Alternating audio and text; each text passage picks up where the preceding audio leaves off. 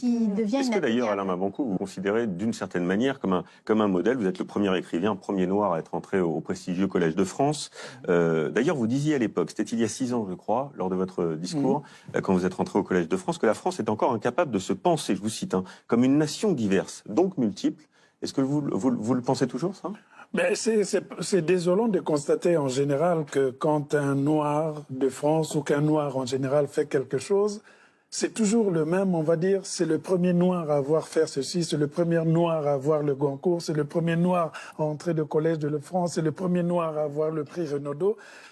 On ne dira pas c'est le premier blanc à avoir fait ceci, c'est le premier... Donc il y a cette sorte de discours qui fait que, forcément, on va se mettre dans ce que Laetitia Elouette appelait tout à l'heure une sorte de modélisation où vous êtes considéré comme celui qui va représenter toute une race. Mais dans chaque combat, il y a toujours des précurseurs. Oui, sauf que les précurseurs noirs, il y en a eu. L'histoire de l'Égypte ancienne a été étudiée par l'un des plus grands historiens africains qui n'est pas connu des classes françaises. Il s'appelle Cheikh Anta Diop. Il a écrit « Nation, nègre et culture ». Tous les Noirs américains le lisent. Pourquoi on ne le lit pas en France? Eh bien parce que ce Cheikh Anta Diop a démontré que l'Égypte ancienne était nègre.